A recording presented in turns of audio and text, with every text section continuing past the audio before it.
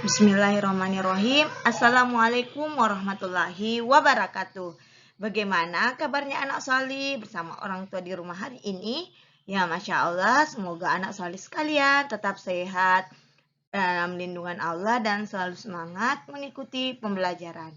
Masya Allah, anak solih sekalian, hari ini kita akan melanjutkan materi pembelajaran tematik yang insya Allah kita bahas adalah tema 4, subtema 1, pembelajaran 6. Nah, anak solih sekalian, sebelum kalian menyimak video pembelajaran kita hari ini, jangan lupa kita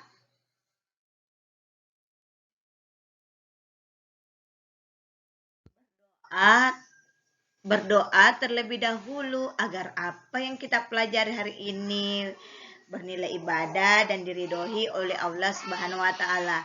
Mari kita berdoa bersama-sama. Bismillahirrahmanirrahim. Allahumma inni as'aluka ilman nafi'an wa rizqan thayyiban wa amalan mutaqabbalan. Ya Allah, sungguh aku memohon kepadamu ilmu yang bermanfaat, rezeki yang baik, dan amal yang diterima. Amin. Anak solih sekalian, setelah menyimak video pembelajaran, diharapkan anak solih mampu yang pertama menjelaskan maksud ungkapan atau kalimat saran, masukan, dan penyelesaian masalah dalam keluarga dengan percaya diri. Yang kedua, menyatakan secara lisan ungkapan atau kalimat saran, masukan, penyelesaian masalah dalam keluarga dengan menggunakan kosakata baku dan kalimat efektif. Dan yang ketiga, menentukan dua bilangan caca yang jumlahnya telah diketahui. Dan yang keempat, membuat cerita penjumlahan dua bilangan caca yang hasilnya ditentukan sendiri dengan tepat. Yang kelima, mengidentifikasi pelaksanaan kewajiban dan hak sebagai anggota keluarga di rumah. Yang keenam, menceritakan pelaksanaan kewajiban dan hak sebagai anggota keluarga di rumah. Dan yang terakhir, bersyukur atas karunia Tuhan karena mendapatkan tempat tinggal yang nyaman. Nah, solih sekalian, rumahku bersih dan nyaman. Silahkan kalian baca di rumahnya masing-masing. Rumah adalah rezeki dari Tuhan. Kita merasa nyaman ketika di rumah. Ibu menjadikan rumah terasa sejuk. Ayah menjadikan rumah terasa aman. Anak-anak menjadikan rumah terasa menyenangkan. Setiap anggota keluarga wajib menjaga tempat tinggal agar bersih. Tempat tinggal bersih membuat mereka nyaman. Tempat tinggal bersih juga mencegah mereka dari sakit. Bagaimana kita mendapatkan tempat tinggal yang bersih?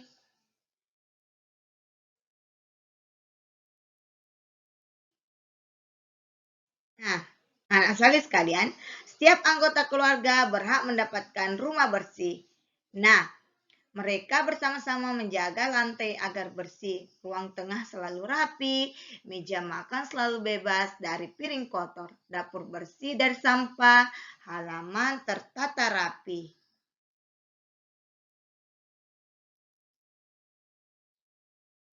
Nah, anak solih sekalian, simaklah masalah berikut, sampaikan saranmu di depan kelas. Nah, yang pertama, kalian bisa perhatikan di halaman 40. Lani ingin lantai rumahnya selalu bersih. Saat pulang sekolah, ia melihat lantai rumahnya kotor. Saran apa yang dapat kamu berikan kepada Lani? Jadi sarannya adalah sebaiknya Lani segera ganti baju, kemudian segera membersihkan lantai yang kotor tersebut. Nah, yang kedua, Edo ingin rumahnya rapi. Bibi selalu merapikan rumah Edo. Sudah 1 minggu, Bibi pulang kampung. Rumah Edo tampak berantakan. Apa saranmu untuk Edo? Jadi saran untuk Edo, karena Bibi sedang pulang kampung, sebaiknya Edo membersihkan rumahnya sendiri. Yang ketiga, Dayu ingin kamarnya rapi. Ia tidak bisa merapikan kamarnya sendiri. Apa yang seharusnya Dayu lakukan? Jadi sarannya adalah sebaiknya Dayu mulai berlatih untuk merapikan kamarnya sendiri. Nah, yang keempat, Ibu Beni ingin meja makan di rumahnya bersih. Beni hampir selalu meninggalkan sisa makanan di meja.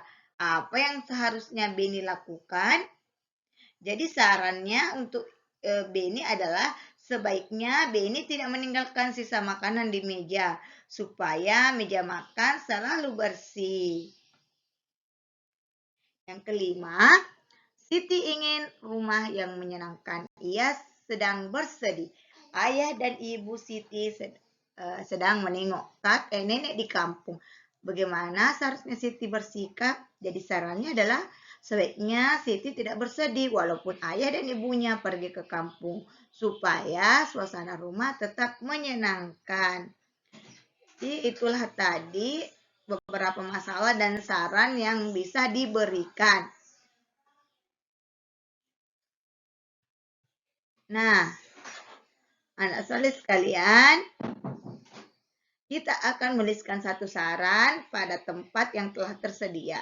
Dan kita akan jelaskan maksud saran tersebut di halaman 41. Di sini Ustazah akan kasih contoh saran dan maksudnya.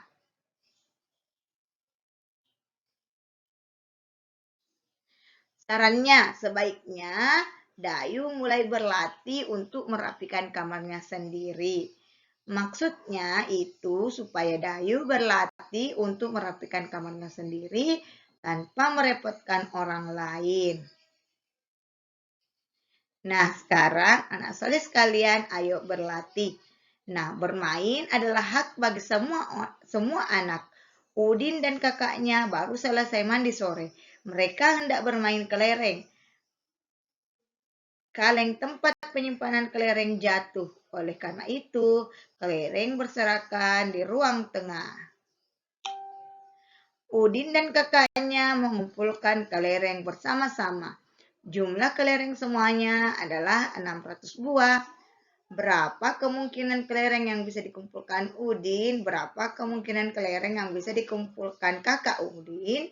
Jadi anak soleh sekalian, kita akan menuliskan 5 kemungkinan yang terjadi pada berikut ini. Jadi kita perhatikan halaman 42 di sini. Total kelereng adalah 600. Kita akan menuliskan beberapa kemungkinan. Misalnya, kelereng yang dikumpulkan Udin adalah 200 dan kelereng yang dikumpulkan kakak Udin adalah 400. Jadi caranya adalah kita tuliskan jumlah dikurang kelereng yang telah dikumpulkan Udin, kemudian kita tulis jadi kelereng yang dikumpulkan oleh kakak Udin.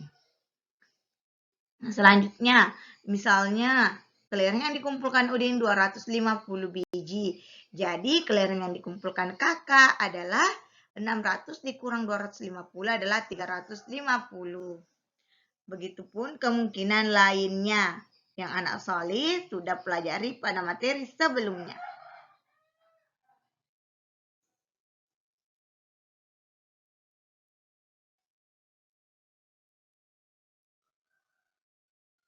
Nah, sekarang andai banyaknya kelereng tidak 600, tentukan bilangan lainnya. Lalu buatlah perhitungan. Jadi kita akan membuat contoh pemisalan bilangan lainnya karena tadi sudah ditentukan jumlahnya. Sekarang di sini kita tidak menentukan jumlahnya. Jadi kita akan mengira-ngira misalnya 100 ditambah 600 itu hasilnya adalah 700. Begitupun contoh lainnya. Nah, anak soleh sekalian, Udin dan Mutiara ingin rumah yang selalu bersih. Apa saja kewajiban yang harus Udin dan Mutiara lakukan? Apa saja hak Udin dan Mutiara? Nah, kita akan mengisi kolom pada halaman 44 tentang kewajiban dan hak. Perhatikan kolom berikut ini. Di sini ada contoh kewajiban, yaitu merapikan kamarnya sendiri, kemudian membantu orang tua membersihkan rumah, kemudian membuang sampah pada tempatnya. Yang ketiga, tidak meninggalkan sisa makanan di meja makan, kemudian meletakkan cucian kotor pada tempatnya, dan yang terakhir meletakkan sepatu pada tempatnya. Inilah beberapa contoh kewajiban di rumah, sedangkan hak kita adalah mendapat rumah yang bersih dan rapi, kemudian mendapat tempat tinggal yang nyaman, mendapatkan tempat bermain yang sesuai, kemudian merasa aman dan terlindungi, kemudian dapat tumbuh dan berkembang dengan baik, dan yang terakhir adalah mendapat makanan yang bergizi. Jadi itulah beberapa contoh kewajiban dan hak kita di rumah. Nah, anak soleh sekalian, kalian sudah mengetahui kewajiban dan hak yang berkaitan dengan rumah. Nah, sekarang apakah kalian sudah melaksanakan di rumah kalian? Kemudian, pernahkah kalian melaksanakan kewajiban dan hak berkaitan dengan di rumah? Kalian bisa menceritakan di depan kelas.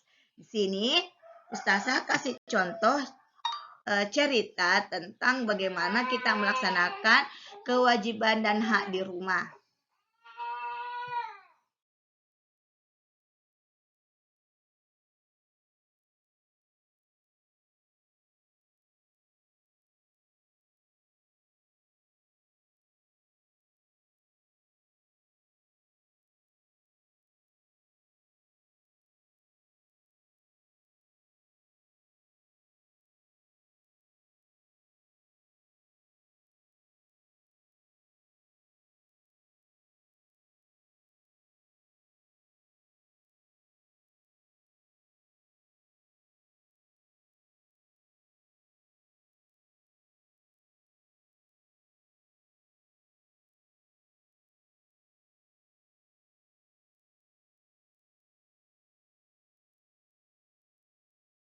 Setiap hari setelah bangun tidur, aku selalu merapikan kamar tidurku sendiri.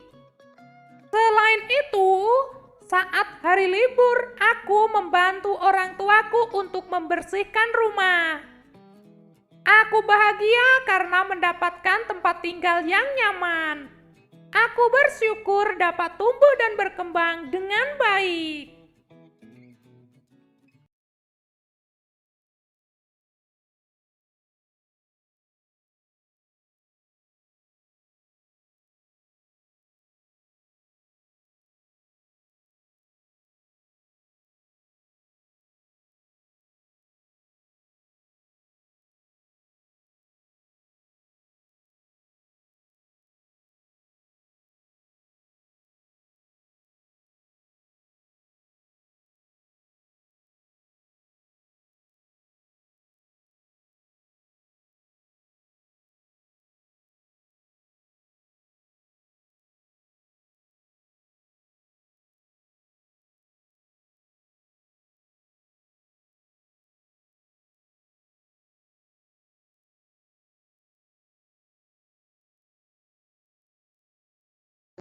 Dan demikianlah pembelajaran kita hari ini. Semoga apa yang saya sampaikan dapat anak soleh pahami dan dapat diaplikasikan dalam kehidupan sehari-hari. Ustazah berharap anak soleh sekalian tetap rajin belajar di rumah, tetap rajin murojaahnya dan selalu membantu orang tua di rumah, serta selalu menjaga kesehatan. Ustaz akhiri pembelajaran kita. Jazakumullahu khairan kasiran. Assalamualaikum warahmatullahi wabarakatuh.